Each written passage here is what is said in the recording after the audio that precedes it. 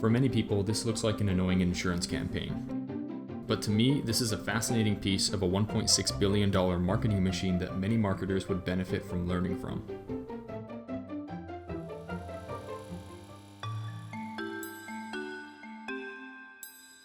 Some of the marketing strategies GEICO uses today link back to the company's guiding principles when it was first founded in 1936.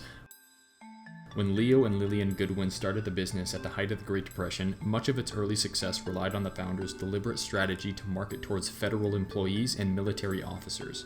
In fact, the name GEICO stands for Government Employee Insurance Company. To this day, we see GEICO Facebook ads targeting those very same audiences. The company grew pretty consistently for the next few decades, with a few bumps here and there, and famously, Warren Buffett made some of his early investments in the company. But fast forward to 1993, a new chairman, president, and CEO, Olsen Nicely, is hired and decides to accelerate GEICO's national visibility by increasing its advertising budget. A few years after that, and Buffett buys up the remaining company stock, making it a subsidiary to Berkshire Hathaway, which leads to an even larger increase in the company's national advertising budget. It's here in the year 2000 when the famous GEICO gecko makes his first appearance, followed shortly after by the caveman. Fast forward some more to present day, and both the gecko and caveman have been enshrined in the Advertising Week Walk of Fame, and GEICO now has more than 16 million policyholders. The business is doing well, advertising is working, everybody is happy. So, what are they doing that's so fantastic, and how can people like you and me learn from it? The number one thing I learned from their advertising strategy is that they have a clear and obvious audience segmentation. When you look at GEICO's Facebook ads, you'll notice creative, copy, and landing pages optimized for specific audiences, like this ad that's speaking directly to federal employees. If you remember, we learned that GEICO started their business targeting federal employees and military officers, and they're still doing that today, which I find impressive. But what you should take away from this is to build funnels around specific audience segments. Think about it like this. GEICO's total addressable market, meaning the maximum amount of people who could buy insurance, is massive. It's probably billions of people if we're thinking globally, or certainly tens of millions of people, or even hundreds of millions of people in the US. It's impossible to create an advertising campaign that will be persuasive to that entire market. Sure, GEICO has a product that might help all of those people, but the world is a noisy place, so we need to capture their attention. And an effective way to do that is to communicate something that is congruent with an experience an individual is having. Now, it's not feasible to create individual marketing campaigns for 300 million individual people, but when you segment your total addressable market into, let's say, 100,000 people who are likely having similar experiences to each other, now we can create a more personalized ad that might be completely irrelevant to the other 299,900,000 people in your market, but will be highly relevant and persuasive to the 100,000 people you're speaking to. This isn't groundbreaking stuff. I think most marketers understand the importance of audience segmentation, but very few actually personalize marketing funnels towards that segment. They might segment their audience by targeting federal job titles in Facebook's ad manager, but their copy and creative will speak broadly to the addressable market. And this is not using audience segmentation to your advantage. This is simply shrinking your audience size. So, how do you speak to a specific audience segment?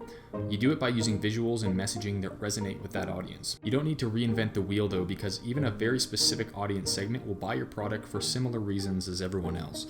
A federal employee, for example, will buy insurance for the same reasons a teacher will. It's reliable, it comes at a good price. So it's not necessarily about creating a specific offer or a new product that's only relevant to a segment. It's about positioning your value proposition in a way that only your segment will understand. For example, let's say you're selling one of those wallets that's made of carbon fiber.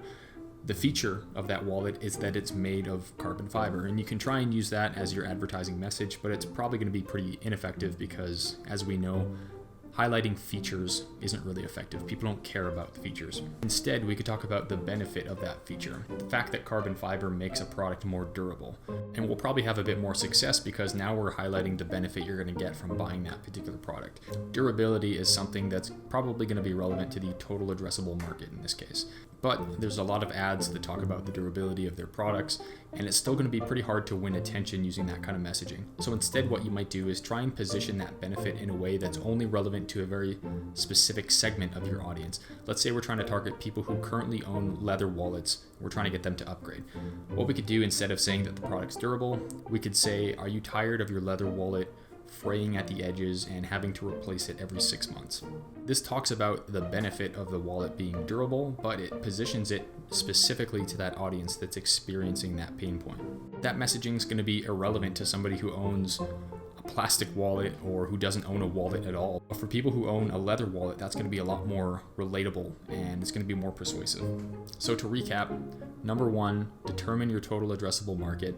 Number 2, identify a segment within that total addressable market and be specific. Number 3, create messaging and visuals that speak directly to a moment or an experience those people are having. Pain points are especially useful because people are motivated to solve their problems. And number 4, get your message in front of them by learning where they hang out.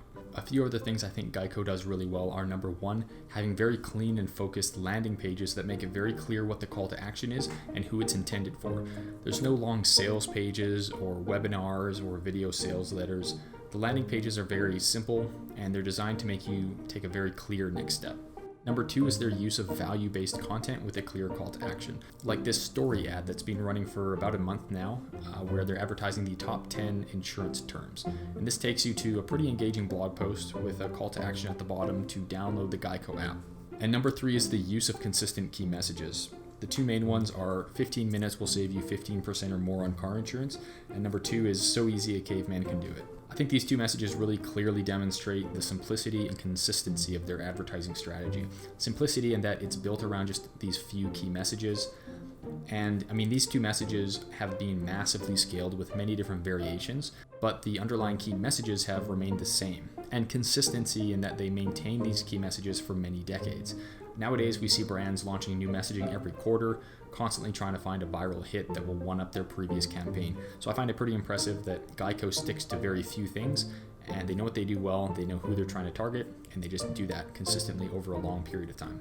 If you enjoy marketing content like this and are interested in having interesting marketing insights sent straight to your inbox, consider signing up for my Marketing Breadcrumbs newsletter. You can find a link for that below. Otherwise, thank you for watching, and I'll see you in the next one.